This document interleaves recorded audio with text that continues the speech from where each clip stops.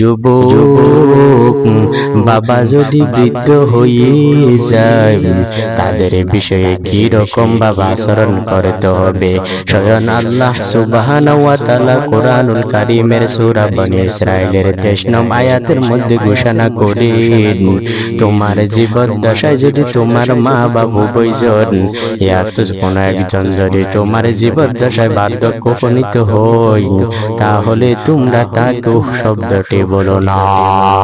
ও যুবক, এমন আচরণ করো না রে যুবক যে আচরণের কারণে তোমার মা বাবার থেকে শব্দটা বাহির হয়, সেই রকম আচরণ তুমি তোমার মা বাবার সাথে করিও না। ও শব্দটা দেখতে একটু ছোট হলো কিন্তু এটা আল্লাহর আরশ পর্যন্ত পৌঁছতে কোনো পর্দা থাকবে না।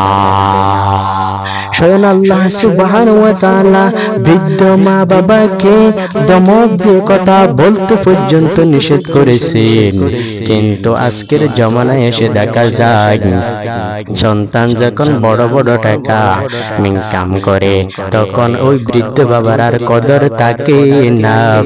ও বৃদ্ধ বাবাকে দমক দিয়ে কথা বলে, শুধু দমক দিয়ে কথা বলে না, এমনকি শরীরের উপর পর্যন্ত আঘাত করা শুরু করে দে। ও যুবক, তুমি যদি দুনিয়ায় এবং আখিরাতের মধ্যে যদি লাভবান হতে চাও, মা বাবার দোয়ার বিকল্প নেই। আপনারা অনেকেই শুনেছেন ওয়াসকরণী রহমতুল্লাহি আলাইহির ঘটনা, অনেকেই শুনেছেন।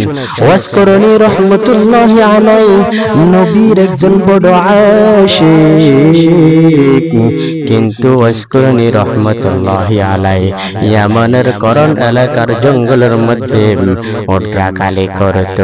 সেই মায়ের খেদমত করত।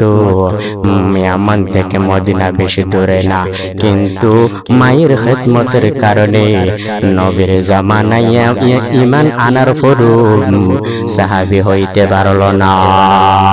কিন্তু নবীর বড় একজন আশিক মায়ের খেদমত করতে গিয়া নবীর সাথে দেখা করতে পারলো না।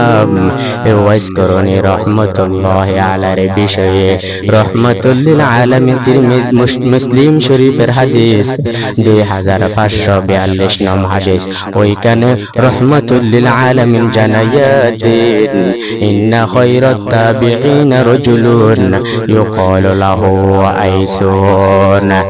ইন্না খায়রাত তাবিঈন, অবশ্যই তাবিঈদের মধ্যে হলো কি শ্রেষ্ঠ, যে ওয়াইস নামে প্রসিদ্ধ, যাকে ওয়াইস বলা হয়, সে হলো তাবিঈদের মধ্যে শ্রেষ্ঠ।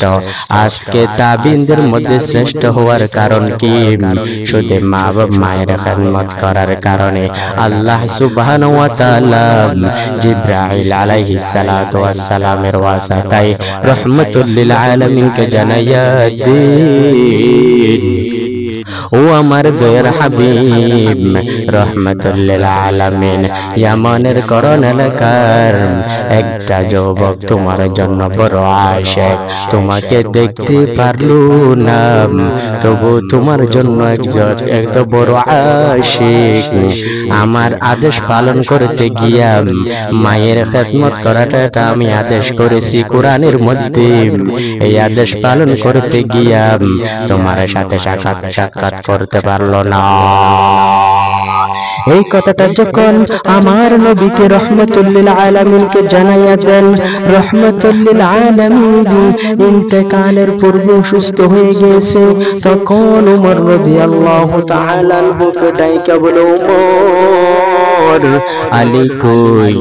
ইয়ামানের করণ এলাকার মধ্যে আমার একটা বড় মস্ত বড় আশিক, মায়ের খেদমত করার কারণে সে আমাকে দেখতে আসতে পারলো না।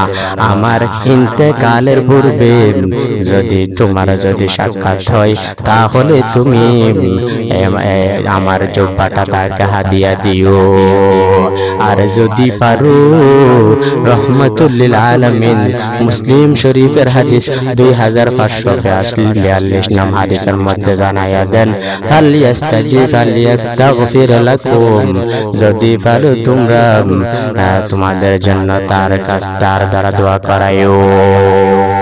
যদি পারো তাকে তোমাদের ক্ষমার জন্য তাকে দোয়া করাইও।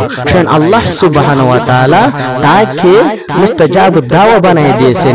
সে হাত তুলতে দেরি, আল্লাহ সুবহানাহু ওয়া তাআলা দোয়া কবুল করতে দেরি করে না। আজকে নবীর যুব্বা পর্যন্ত হাদিয়া পেয়েছে, কারণ কি? ওর যুবক শুধু মা বাবার খেদমত করার কারণে দুনিয়ায় এবং আখিরাতের মধ্যে যদি লাভবান হতে চাও তাহলে মা বাবার খেদমতের কোনো বিকল্প নেই।